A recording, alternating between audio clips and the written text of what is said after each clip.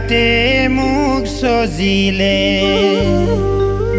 গঠনো কৰিলে মোৰ জিহুৱা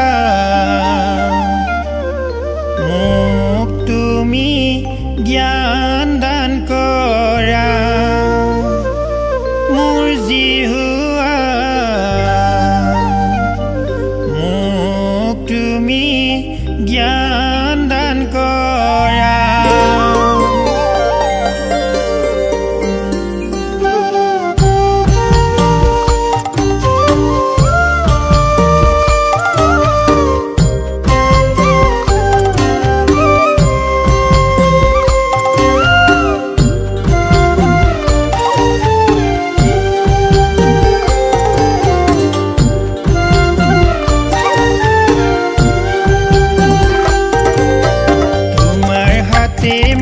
সজিলে গঠন কৰিলে মোৰ জিহুৱা মোক তুমি জ্ঞান দান কৰা মোৰ জিহুৱা মোক তুমি জ্ঞান দান কৰা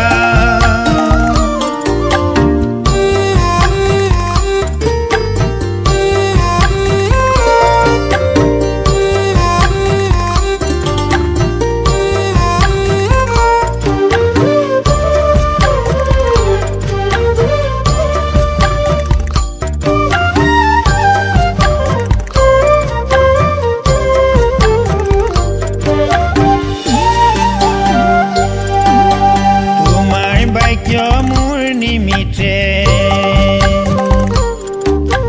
ভৰি প্ৰদীপ স্বৰূপ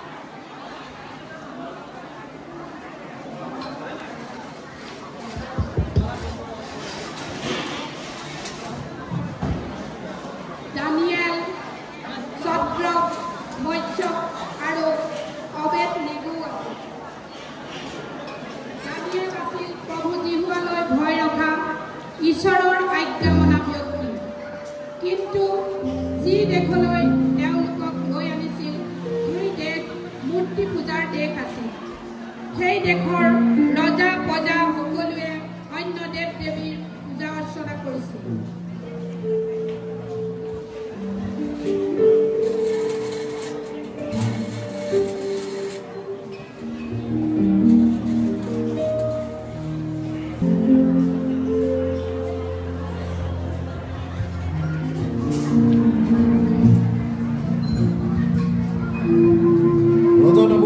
ৰাজভবন প্ৰবে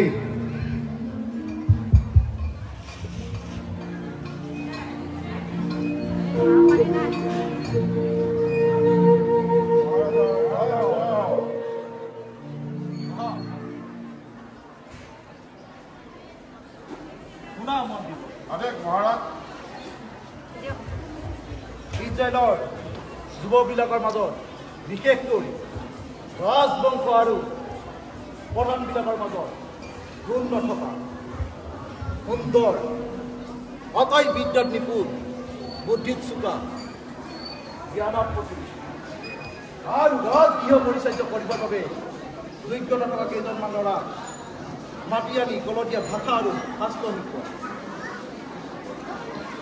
যাতে তেওঁলোকে গুণ পৰিচালিত কৰিব পাৰে মহাৰাজ এতিয়া এই কাৰ্য কৰা হ'ব আৰু শুনা মন দিব হয় মহাৰাজ মই যিটো উত্তম খাদ্য দ্ৰব্য আৰু দায়িত্বৰ ভাগ তেওঁলোকক দিবা আৰু 3 বছৰ ধৰি তেওঁলোকক প্ৰতিপালন কৰিবা হয় মহাৰাজ যাতে তেওঁলোকে মোৰ পৰিচালিত হ'ব পাৰে হয় মহাৰাজ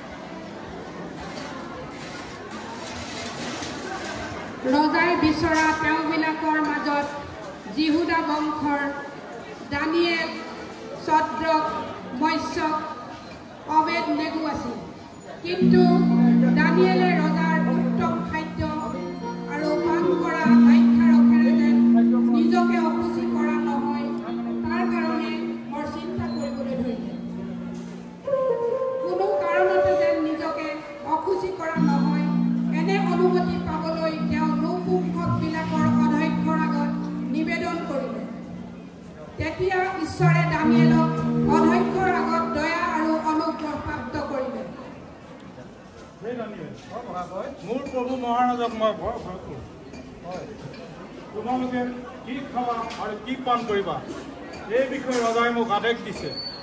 কিয়নো তোমালোকৰ যুৱকসকলৰ সমবেত যুৱকসকলৰ মোক যদি ৰজাই শুকান দেখে তেন্তে ৰজাৰ আগত মই সংকটত পৰিম।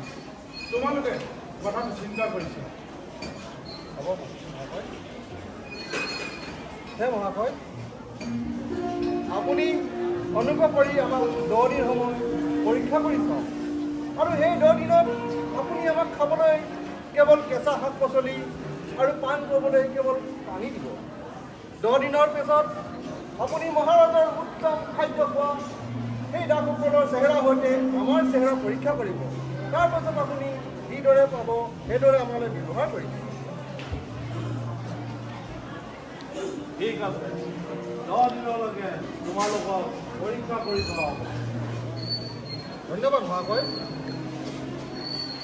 সেয়ে তত্ত্বাৱধায়কে তেওঁলোকক উত্তম আহাৰ আৰু দাক্ষাৰসৰ সলনি তেওঁলোকক শাক পাচলি দিবলৈ ধৰিলে।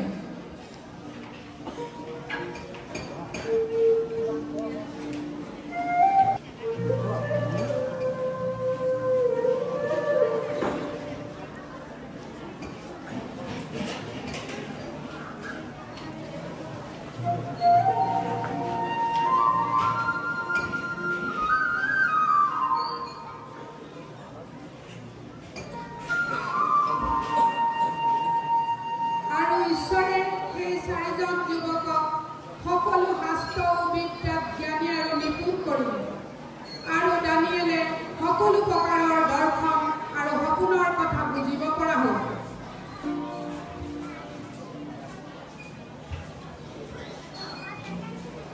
দহ দিনৰ শেষত দেখা গ'ল ৰজাৰ উত্তম খাদ্য খোৱা যুৱকসকলতকৈ তেওঁলোকৰ চেহেৰা অধিক স্বাস্থ্যৱান আৰু অধিক পৰিপুষ্ট দেখা গ'ল।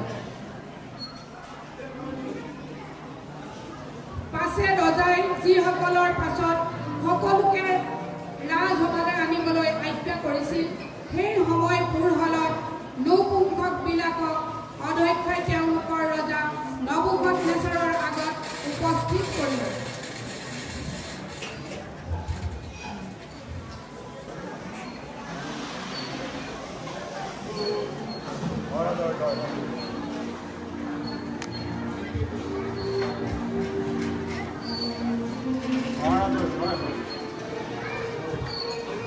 ৰজাই তেওঁলোকৰ লগত কথা পাতিলে আৰু তেওঁলোকৰ সকলোৰে মাজত দানিয়েল, ছদ্ৰক, মৎস্যক, অবেদ নেগোৰ সমান আন কাকো ৰজাই নাপালে। সেয়ে তেওঁলোকে ৰজাৰ আগত পৰিচৰ্যা কৰিবলৈ পালে। ৰজাই তেওঁলোকক সোধা জ্ঞান আৰু বিবেচনাৰ সকলো কথাত তেওঁ ৰাজ্যত থকা শাস্ত্ৰজ্ঞ আৰু গণকসকলতকৈ তেওঁলোকক 10 গুণ শ্ৰেষ্ঠ পালে।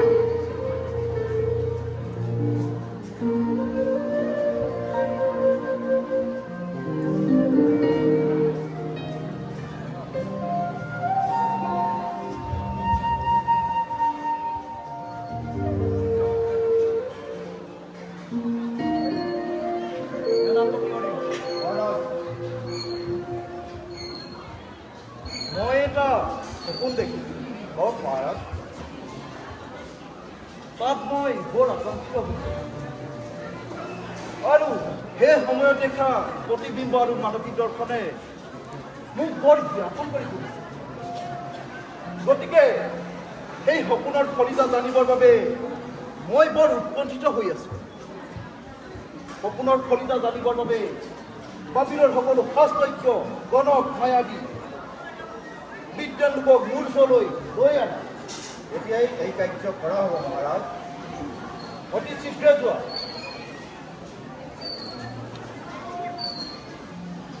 আসন গ্ৰহণ কৰক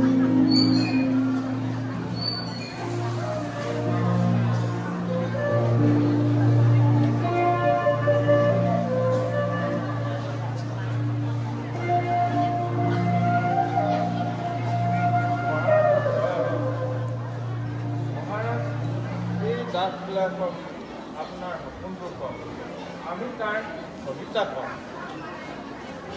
আগতে তোমালোকে সপোনটো কোৱা তেতিয়া মই জানিম যে তোমালোকে সপোনৰ কবিতা ক'ব পাৰিবা নে নোৱাৰা আৰু যদি নোৱাৰা তেতিয়া তোমালোকক দুখৰ পৰা হ'ব যদি ক'ব পাৰা তেন্তে তোমালোকক পুৰস্কৃত কৰা হ'ব মহাৰাজে কি কথা কয় মন্ত্ৰবিলাকৰ লগত বাস নকৰা ব্যৱস্থা কৰিব লাগে মহাৰাজৰ আগত ক'ব পৰা সেনাপতি বাবিলৰ সকলো শাস্ত্ৰজ্ঞ আৰু জ্ঞানী লোকক এতিয়াই বধ কৰাব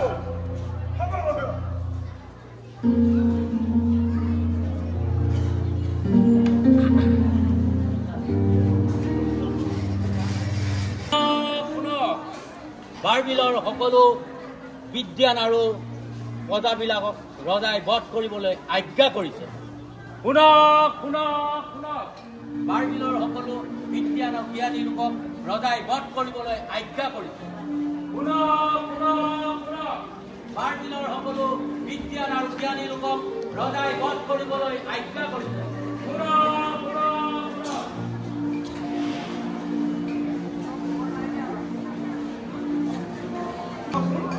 হয় কওক মহাৰাজে বাবিলৰ বিদ্যাসকলক কিয় বধ কৰিবলৈ আজ্ঞা কৰিছে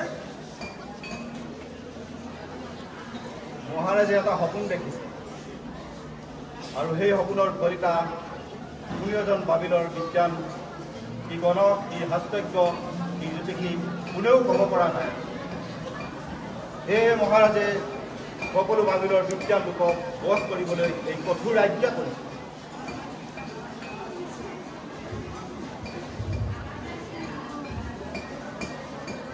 বাবিলৰ আন আন বিদ্যানবিলাক আৰু দানিয়েলৰ লগৰীয়াবিলাকক বধ নকৰিবৰ বাবে তেওঁলোকক বচাবৰ বাবে দানিয়েলে ৰজাৰ ওচৰলৈ গৈ প্ৰাৰ্থনা কৰিলে মহাৰাজ সপোনৰ ফলিতা জনাবৰ অৰ্থে মোক কিছু সময় দিবলৈ আজ্ঞা কৰক দানিয়েলে নিজৰ ঘৰলৈ গৈ তেওঁ লগৰীয়া ছাত্ৰক মৎস্যক আৰু অবেদনেগোক সকলো কথা ক'লে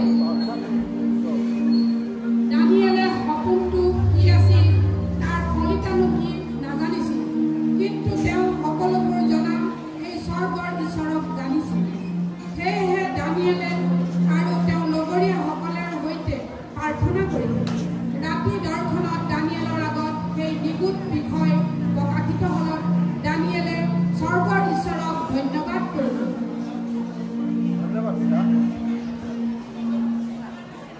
ঈশ্বৰৰ নাম যুগে যুগে ধন্য হওক কাৰণ জ্ঞান আৰু পৰাক্ৰমী তেওঁৱে সময় আৰু কাল সলনি কৰে তেওঁৱে ৰজাবিলাকক ভাঙে আৰু পাতে তেওঁৱে জ্ঞানৱানবিলাকক জ্ঞান আৰু বিবেচনাকাৰীক বিবেচনা দান কৰে কবি আৰু তেওঁ প্ৰকাশ কৰে আৰু তেওঁ আনৰ পৰা কথাও জানে আৰু তেওঁ খবৰ দিয়ে সেই মোৰ ওপৰত পিতৃসকলৰ ঈশ্বৰ মই তোমাক ধন্যবাদ আৰু প্ৰশংসা কৰোঁ কাৰণ তুমি মোক জ্ঞান আৰু শক্তি দিলা আমি যাচনা কৰি কৰা প্ৰাৰ্থনা তুমি শুনিলা আৰু তুমি মোক উত্তৰ দিলা সেই পিতৃ তোমাক ধন্যবাদ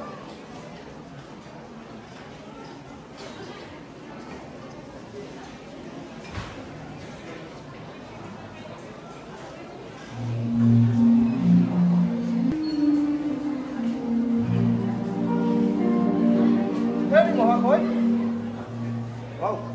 আপুনি আৰু বাবিলৰ বিদ্যালোকসকলক বধ নকৰিব আপুনি মোক মহাৰাজৰ ওচৰলৈ লৈ গ'ল তাতে মই তেওঁৰ সপোনটো আৰু তেওঁৰ সপোনৰ ফলিতা কথা ভাল কথা ব'লক তেন্তে এতিয়াই মহাৰাজৰ ওচৰলৈ আপোনাক লৈ যাওঁ ব'লক মহাশয়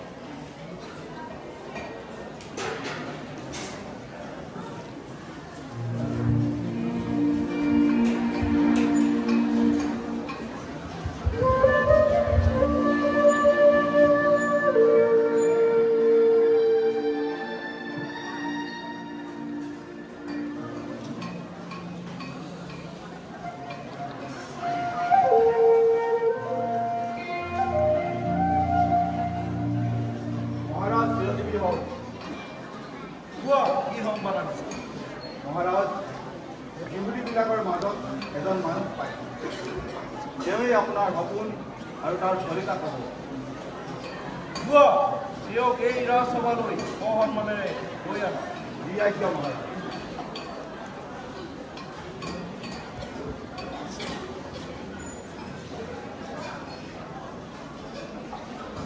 মহাৰাজা জয় হওক কোৱা তুমি মোক সপোনৰ কলিতা ক'ব পাৰিবানে মহাৰাজে যি নিৰ্মূল তত্ত্বৰ কথা সুধিছে তাক ক'বলৈ কোনো গণক কোনো বিদ্যান কোনো জ্যোতিষী তথা কোনো শাস্ত্ৰজ্ঞৰ সাধ্য নাই কিন্তু সকলো নিৰ্মূল কথা প্ৰকাশ কৰোঁতা এজনা ঈশ্বৰ স্বৰ্গত আছে হে মহাৰাজ আপুনি ভয়ন কৰোঁতে ভৱিষ্যতে কি ঘটিব সেই সকলোকে আপোনাৰ মানসিক দৰ্শন নিগুণ তত্ত্ব প্ৰকাশ কৰোঁতা জনাই আপোনাক আগলৈ কি কি ঘটিব সেই সকলোকে জনালে হে মহাৰাজ আপুনি শয়ন কৰোঁতে দেখিছিলে যে পৰ্বতৰ পৰা এটা শিল বিনা হাতে কাটি উলিওৱা হৈছিল আৰু সেই শিলে সকলো লোহা সকলো পিতল মাটি সোণ আৰু ৰূপ ঘূৰি পৰিছিল হে মহাৰাজ ইয়াৰ দ্বাৰা নিগুণ তত্ত্ব প্ৰকাশ কৰোঁতা জনাই আপোনাক ভাবি দিবৰ হে মহাৰাজ আপোনাৰ কোনো সত্য আৰু আপোনাৰ সত্য কৰিত সেনাপতি মহাৰাজ তেওঁৰ উদ্দেশ্যে নৈবদ্য আৰু ভোগ উৎসৰ্গ কৰা এতিয়াই কৰা হ'ব মহাৰাজ তুমি নিগুণ বিষয় প্ৰকাশ কৰোঁতা সঁচাকৈ তোমালোকৰ ঈশ্বৰবিলাকৰ ঈশ্বৰ আৰু ৰজাবিলাকৰো প্ৰভু নিগুণ বিষয় প্ৰকাশ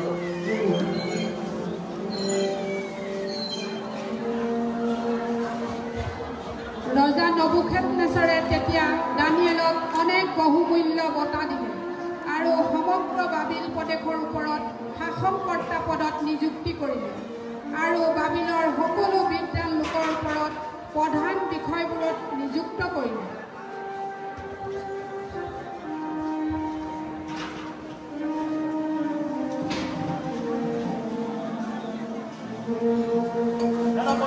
মহাৰাজ মূৰ্তি পূজা সকলো আয়োজন হৈছেনে হৈছে মহাৰাজ কৃতিপাল দেখাদক্ষ ৰজ বৰালী আৰু আন আন প্ৰদেশৰ বিদ্যান লোকক মাতি আনিবলৈ মানুহ পঠোৱা হ'ব মহাৰাজ সকলো কাম সেইদৰে কৰা হ'ব যোৱা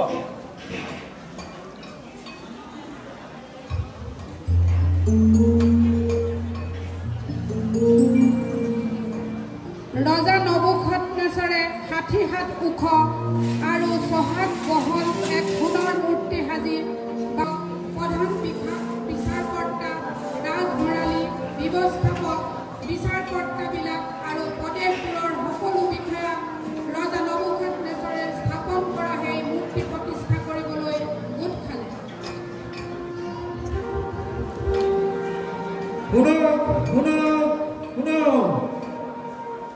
সেই সকলো জাতি দেশৰ আৰু ভাষাৰ লোকবিলাক তোমালোকলৈ ৰজাই এই আজ্ঞা দিছে যে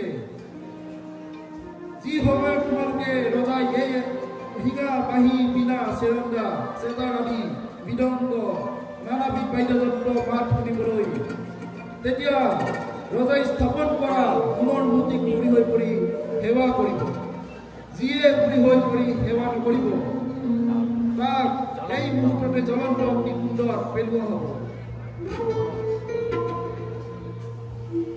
ঘোষণাকাৰীৰ সংবাদ পাই আটাই জাতিৰ লোকবিলাকে কোনো আপত্তি নকৰাকৈ যেতিয়া শিঙা বাঁহী আদি নানাবিধ বাদ্যযন্ত্ৰৰ মাত শুনিলে তেতিয়া সকলোৱে ৰজা নবুখাদনেছৰে স্থাপন কৰা সোণৰ মূৰ্তিক সেৱা কৰিলে কিন্তু সেই সময়ত কেইজনমান কলনীয়া মানুহে ৰজাৰ ওচৰলৈ আহি যিহুদীয়াবিলাকৰ সৈতে কথা ক'বলৈ ধৰিলে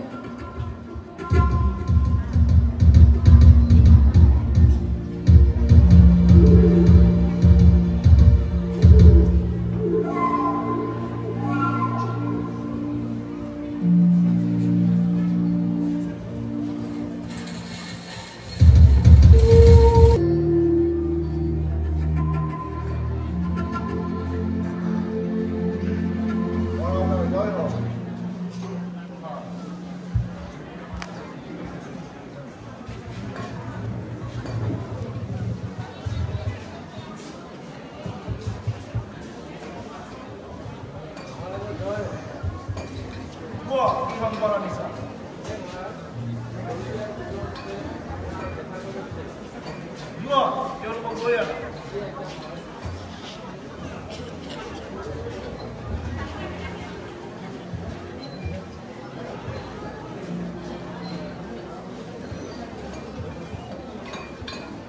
মহাৰাজৰ জয় হওক এই মহাৰাজ আপুনি এই আজ্ঞা কৰিছিল যে যিজনে হিঙা বাঁহী দিনা চেতা আদি নানাবিধ বাদ্যযন্ত্ৰ মাত শুনিব ইয়াৰ উপৰি কৰি সেই সোণৰ প্ৰতি সেৱা কৰিব কিন্তু যিজনে উপৰি কৰি সেৱা নকৰিব তেওঁক জ্বলন্ত অগ্নিকুণ্ডত পেলোৱা হ'ব আপুনি নিযুক্ত কৰা আৰু মহাৰাজ তেওঁলোকে আপোনাক নামানে আপোনাৰ দেৱতাবিলাক সেৱা নকৰে আপুনি স্থাপন কৰা এই সোণৰ মূৰ্তিক সেৱা পূজাও নকৰে মহাৰাজ সেনাপতি এতিয়া সেই চন্দ্ৰ বৈশ্য আৰু অতি শীঘ্ৰে যোৱা মহাৰাজ ইমান অহংকাৰ মোৰ কথা নুশুনে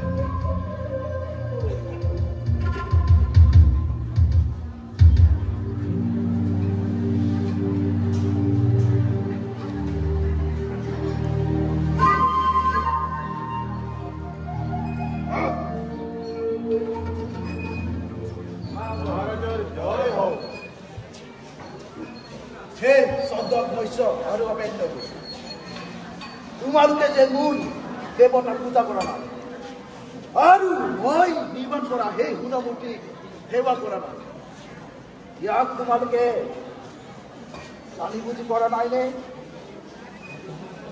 আৰু এতিয়াই যুগুত লোৱা যদি মই নিৰ্মাণ কৰা সেই সোণৰ মূৰ্তিক উবুৰি হৈ পৰি সেৱা কৰা তেন্তে ভালেই আৰু যদি নোহোৱা তেন্তে এতিয়াই এই অগ্নিকুণ্ডত পেলোৱা হ'ব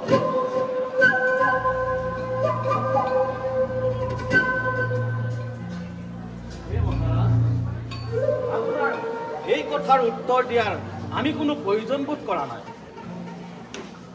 আমি যিজনাৰ সেৱা কৰোঁ আমাৰ সেই ঈশ্বৰে প্ৰজ্বলিত অগ্নিকুণ্ডৰ পৰা উদ্ধাৰ কৰিবলৈ সমৰ্থ আৰু তেওঁ আমাক আপোনাৰ হাতৰ পৰা উদ্ধাৰ কৰিবও পাৰে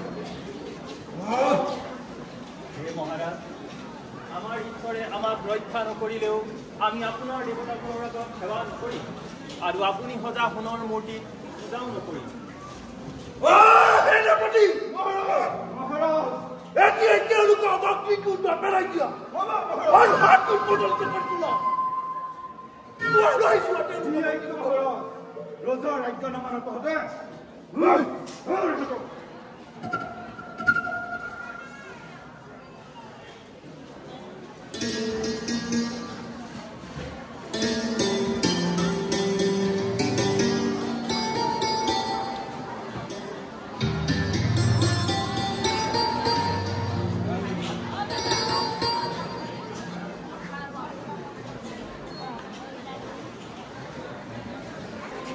আমি জানো তিনিজন পুৰুষক সেই অগ্নিকুণ্ডত পেলোৱা নাছিলো মই চাৰিজন দেখিছো আৰু তেওঁলোকে অগ্নিৰ মাজত অহা যোৱা কৰি আছে তেওঁলোকৰ শৰীৰত অলপো দুখ পোৱা নাই আৰু জুয়ে তেওঁলোকক পুৰা নাই আৰু চোৱা হবা চন্দ্ৰজন দেৱপুত্ৰৰ দৰে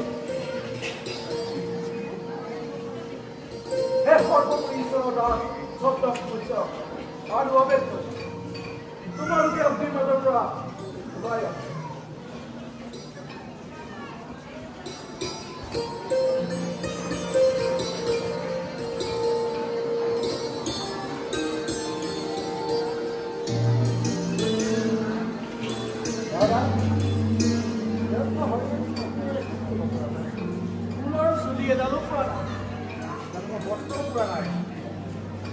গাত অগ্নি গোন্ধও নাই চন্দ্ৰ মৎস্য আৰু অবিন্দুকু যিজন ঈশ্বৰে নিজৰ দূত পঠাই ৰক্ষা কৰিলে সেই ঈশ্বৰ ধন্য তেওঁলোকে নিজৰ ঈশ্বৰত বিশ্বাস ৰাখি ৰাজজ্ঞা লংঘন কৰিছে আৰু আন দেৱতাবিলাকক সেৱা পূজা কৰিব লাগে বুলি নিজৰ শৰীৰত সমৰ্পণ কৰিছে। মহাৰাজ মোৰ আজ্ঞা শুনা আৰু সকলোকে জনাই দিয়া যিসকলে চন্দ্ৰক মৎস্যক আৰু অবেদনকো ঈশ্বৰৰ সৈতে ভাল ঠিকনা কৰে তেওঁলোকক দুখৰকৈ কাটি পেলোৱা হওক।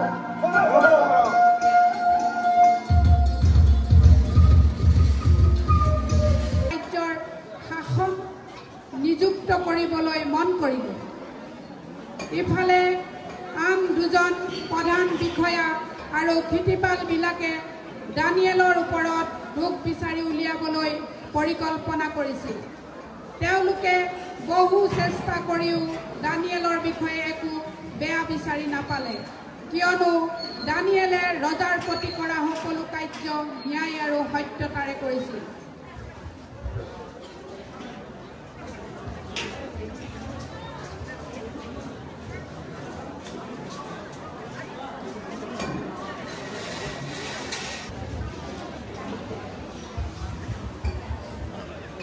আমি সেই দানিয়েলৰ বিৰুদ্ধে অভিযোগ কৰিবলৈ কোনো বিষয় বিচাৰি নাপালোঁ। তেওঁ ঈশ্বৰৰ বিধানৰ বিষয়ে ভুল বিচাৰি নোপোৱালৈকে আমি তেওঁৰ বিৰুদ্ধে আন কোনো ভুল বিচাৰি নাপাওঁ। আমি ৰজা ওচৰলৈ যাওঁ ব'লা।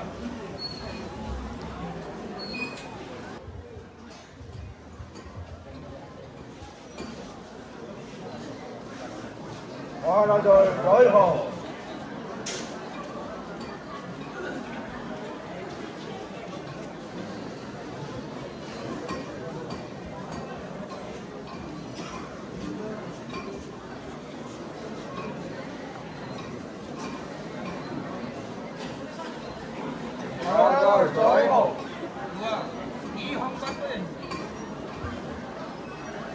মহাৰাজ ৰাজ্যৰ প্ৰধান বিষয়া প্ৰতিনিধি ক্ষিতিপাল ৰাজমন্ত্ৰী আৰু দেশাধ্যক্ষসকলে মন্ত্ৰণা কৰি এটা সিদ্ধান্ত লৈছে যে মহাৰাজে এটা ৰাজআজ্ঞা স্থাপন কৰি তাক পালন কৰিবলৈ জোৰ দিয়া হৈছে। মহাৰাজ এই ৰাজআজ্ঞা এনেধৰণৰ যে যিকোনো মানুহে 30 দিনৰ ভিতৰত আপোনাৰ বাহিৰে আন কোনো দেৱতাৰ পৰা মানুহৰ আগত প্ৰাৰ্থনা কৰিব তাক মহাৰাজ এতিয়াই এই আজ্ঞা জাৰি কৰক আৰু এই নথিপত্ৰ কৰক যাতে মাদিয়া আৰু পাৰ্চীসকলৰ বিধানৰ দ্বাৰাই পৰিচালিত হৈ এই আজ্ঞা সলনি নহয়।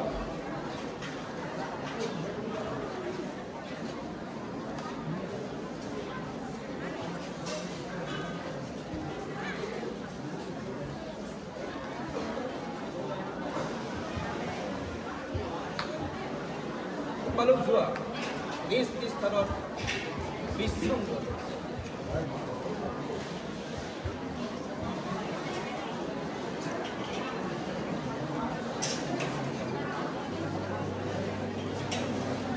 ৰাণী তুমিও দানিয়েলে পত্ৰখনত চহী দিয়া কথা জানি নিজৰ ঘৰলৈ গ'ল। তেওঁ আগেয়ে কৰা নিচিনাকৈ দিনটোৰ ভিতৰত 3 বাৰ আঁঠু কাঢ়ি নিজ ঈশ্বৰৰ আগত প্ৰাৰ্থনা আৰু তেওঁৰ স্তুতি গান কৰিলে। তেতিয়া যিসকল লোকে একলগ হৈ ষড়যন্ত্ৰ কৰিছিল তেওঁলোকে আহি দানিয়েলক তেওঁৰ ঈশ্বৰৰ আগত আঁঠু আৰু তেওঁৰ আজ্ঞাৰ বিষয়ে ক'লে।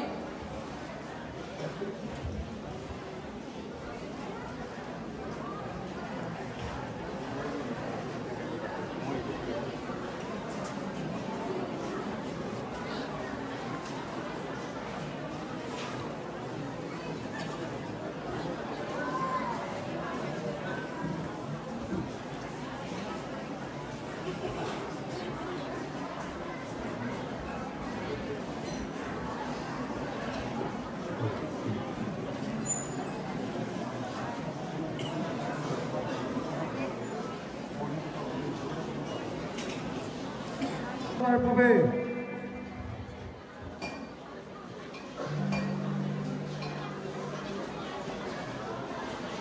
মহাৰাজৰ জয় হওক।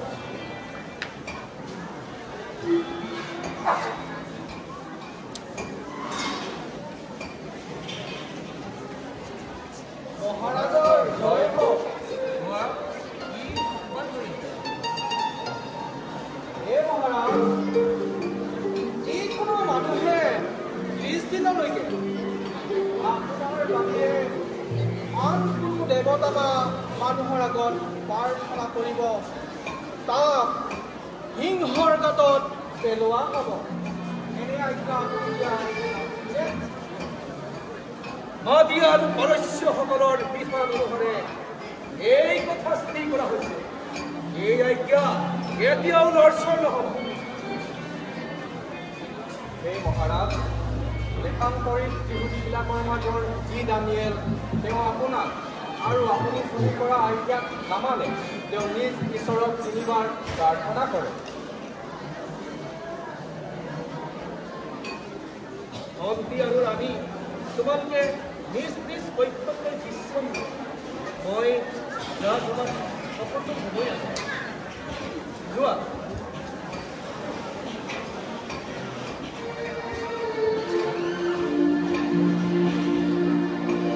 ৰজাই দানিয়েলৰ কথা শুনি অতিশয় বেজাৰ পালে আৰু দানিয়েলক ৰক্ষা কৰিবলৈ তেওঁ চিন্তা কৰিলে। ৰজাই বেলি মাৰ নোযোৱালৈকে দানিয়েলক উদ্ধাৰ কৰিবলৈ অনেক চেষ্টা কৰিলে।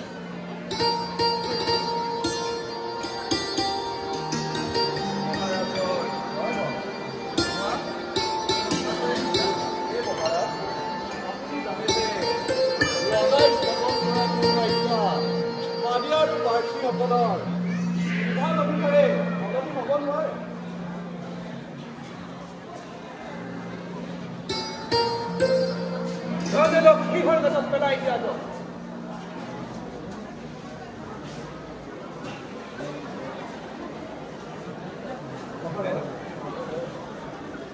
কোৱা।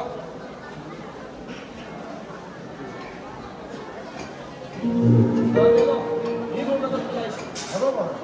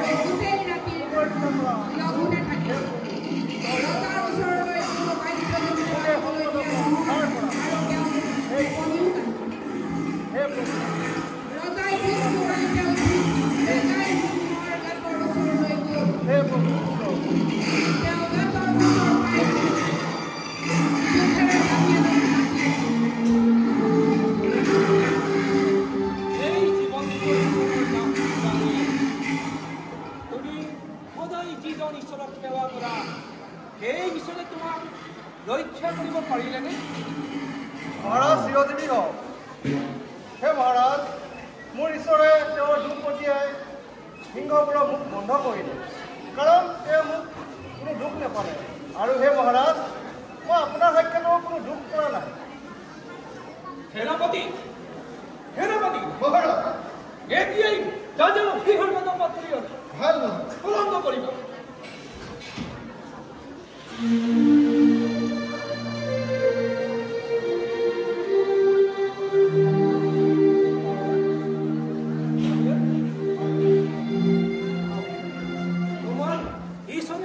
ৰক্ষা কৰিলে। তোমাৰ গাত কোনো আঘাতৰ চিন নাই। হে মহাৰাজ, মোৰ ঈশ্বৰৰ প্ৰতি মোৰ অগাধ বিশ্বাস আছিল যে তেওঁ মোক এই সিংহবোৰৰ মুখৰ পৰা ৰক্ষা কৰিব। যোৱা, তুমি বিশ্ৰাম লোৱা। ধন্যবাদ মহাৰাজ।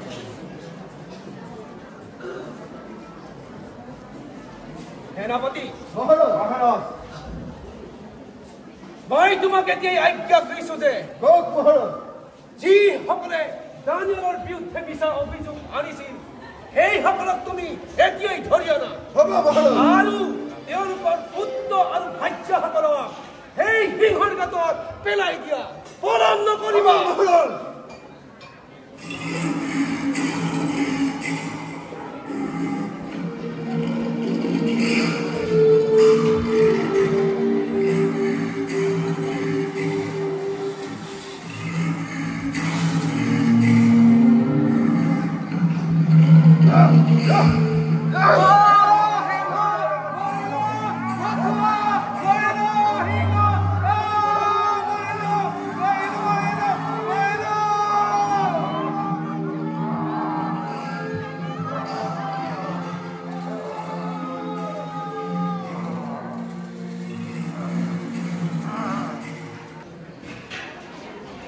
বন্ধুবৰ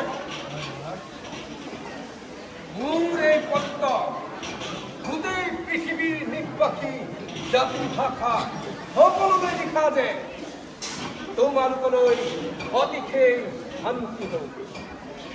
মই আজি সকলোৰে আজ্ঞা কৰিছো যে মোৰ ৰাজ্য সকলো ঠাই সকলোৱে দানিয়েলৰ ঈশ্বৰ সাক্ষাতে কম্পমান হওক আৰু তেওঁক সকলোৱে ভয় কৰক, কাৰণ তেওঁ জীৱন্ত ঈশ্বৰ আৰু চিৰকাললৈকে থাকে। তেওঁৰ ৰাজ্যৰ অবিনাশী, তেওঁৰ ৰাজশাসন শেষলৈকে থাকিব।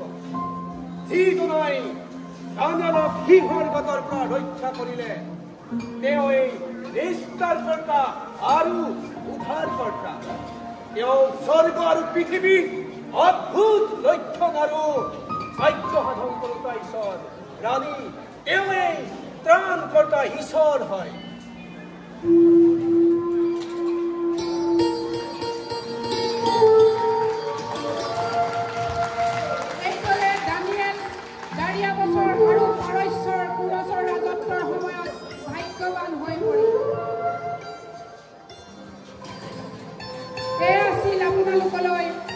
দুলীয়াজান মণ্ডলীয়ে প্ৰদৰ্শন কৰা দানিয়েলৰ নাট্যৰ